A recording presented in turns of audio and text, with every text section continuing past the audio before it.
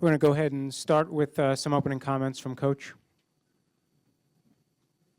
Well, we've had, or since I've been coaching here, there's 15 years of games around finals time. Believe it or not, I've seen some that were a little bit more haywire. It's a tough time to play, but our guys found themselves, ended up doing some pretty good things, protected the lead, got to the free throw line, and I was extremely proud of him for Vito to get a double-double and just keep battling. Ethan, as you could tell, was very under the weather, but he battled and battled, and he made a difference. He really did. But in case you're wondering if I spent a lot of time getting here talking to the guys about the game, what I talked to the guys about is something I've been trying to do for 6 months. And bear with me here, because it obviously is not easy. Barry and I talked in April. I told him what I was planning on doing. He said, don't decide now. This is not the time. Don't, because he went through it. So I'm figuring I'm one of the luckiest people in a coaching position to know that somebody has gone through the same thing. Also, Tom Davis, who you guys remember, he always said when we would talk about coaching, don't ever make a decision right after the season. So when the time came in June and people were circulating the rumors that I was retiring, and it was like, hey, this is what I heard. This is what I heard. In this day and age, who stops that? It's so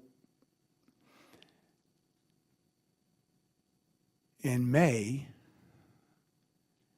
after our 99 banquet to put that team into the Hall of Fame down at Platteville, Glenn Gard's behavior changed. You all know what happened. Everybody knows it's no secret, and every head coach they'd like their top assistant to be the coach. There is no way in the world in June, while Coach Gard was flying around the country to the best cancer people in the country and probably in the world, and trying to figure out how he can do something to help his dad. So therefore, we put that on the back burner, retirement. I talked to Barry after, because we didn't know how long Glenn was going to be with us. As you know, he passed away. Barry and I have been talking. What's a good time? What we came down to was semester.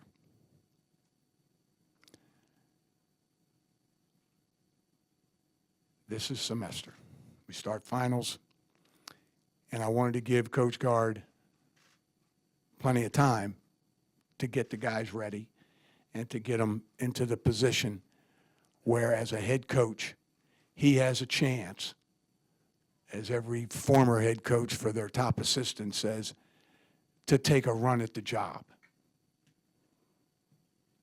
That's the way this business is, and we accept it. Coach Gard will have that chance. But here's what I told the players, and please don't ever get confused. I got 6 months with this group because of the circumstances.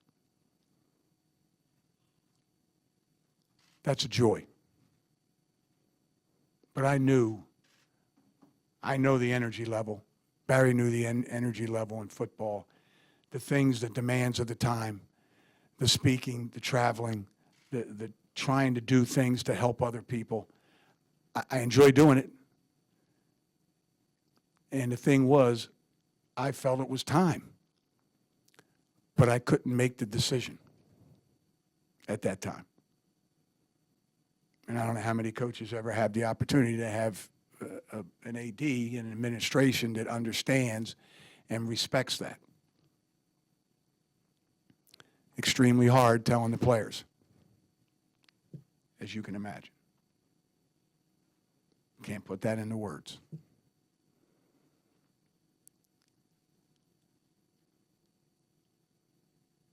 And I had written stuff down. I can't do that. I got to tell you how I feel.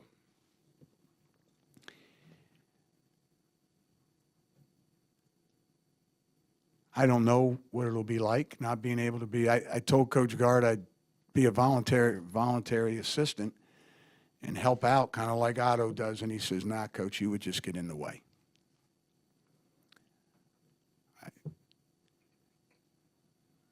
He really didn't say that, but our staff, what a staff. Unbelievable. Our fans, our students, our boosters. I've said it thousands of times. We got the best. And this isn't to make up for all the times I've disagreed with the audience, but you guys have been really good at showing what Wisconsin basketball is, and very fair.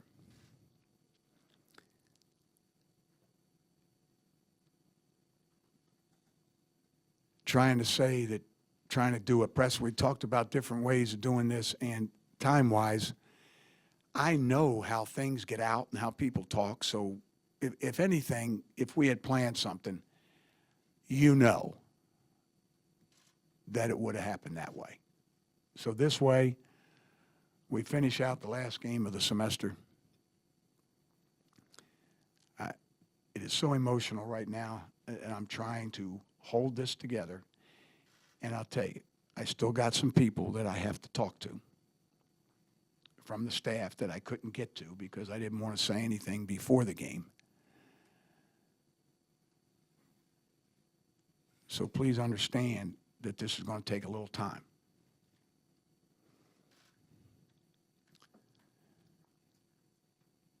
And I just ask you to understand that.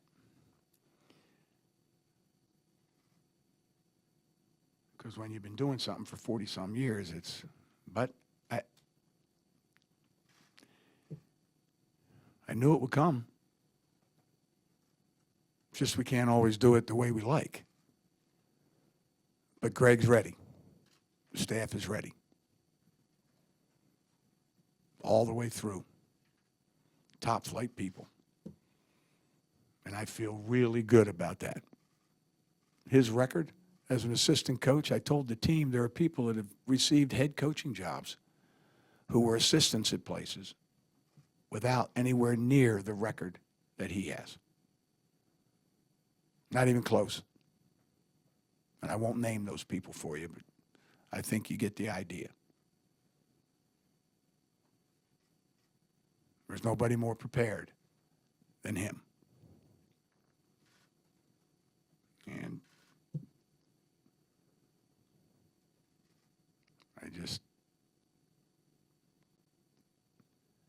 I just know that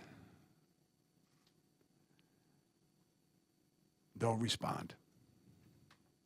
We got good people.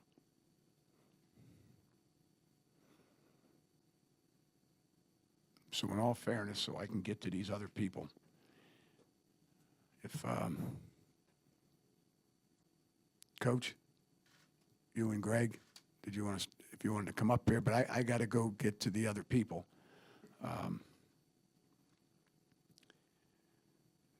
And I hope. I thought that was better than reading something. I want to thank the boosters and everybody, the alumni.